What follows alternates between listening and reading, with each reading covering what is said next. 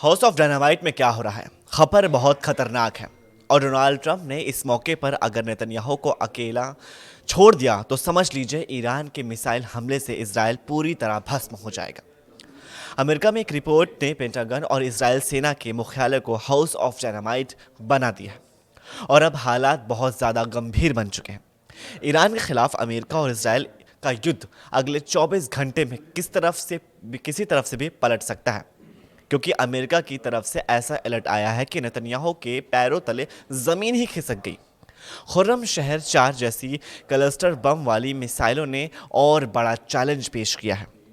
जिस तरह से ईरान की मिसाइल इजराइल में गिर रही हैं, तबाही मचा रही हैं, कोहराम मचा रही हैं, आग के उबाल आ रहे हैं, उससे साफ है कि इजराइल के सामने इंटरसेप्टर संकट तो है। पहले इजराइल का डिफेंस सिस्टम हमास और हिजबुल्लाह के हर रॉकेट को रोकता था।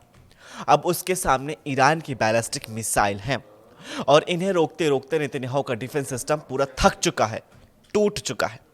दावा है कि इजराइल का मिसाइल डिफेंस नेटवर्क बहुत ही मुश्किल में फंस चुका है।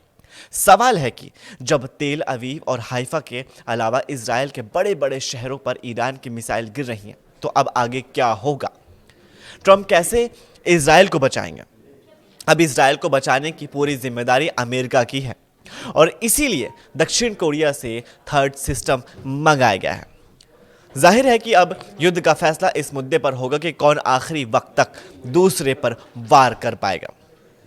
इसलिए इजराइल का इंटरसेप्टर संकट नेतन्याहू और ट्रंप के गले में हार का फंदा डाल सकता है, क्योंकि इजराइल को इंटरसेप्टर मिसाइल बांटने के बाद अमेरिका के सामने बहुत सारी दिक्कतें शुरू हो सकती हैं। उसके सामने दो और बड़े दुश्मन जैसे कि चीन और रूस पहले से ही मौजूद हैं।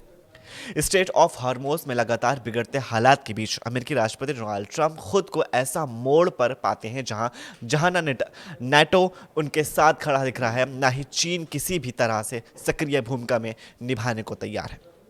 अमेरिका ने ईरान पर हमला करने से पहले ना तो नाटो से सलाह मशवरा किया, ना ही अपने सबसे करीबी साझेदारी ब्रिटेन, और ये रणनीति उन्हीं पर उल्टी पड़ती दिखाई दे रही है, यानी ट्रंप पर ही उल्टी पड़ती दिखाई दे रही है।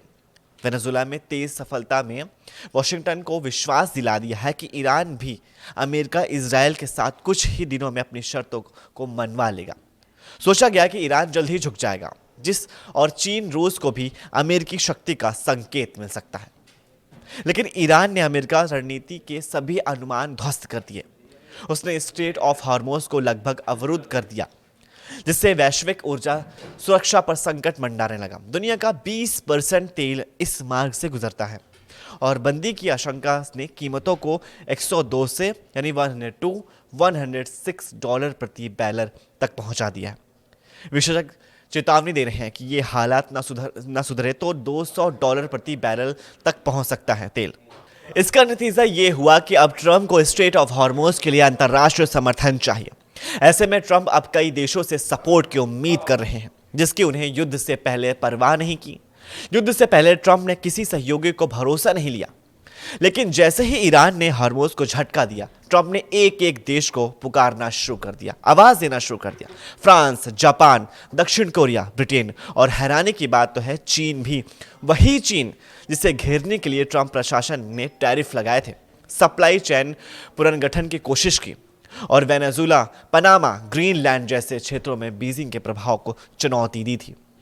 इस वीडियो को ज़्यादा से ज़्यादा लाइक कीजिए, अपने फैमिली और व्हाट्सएप ग्रुप पे से ज़रूर शेयर कीजिए और नीचे दिए गए कमेंट्स में हमें अपना राय ज़रूर शेयर कीजिए। हम फिर मिलेंगे एक नई खबर के साथ, तब तक के लिए शुक्रिया।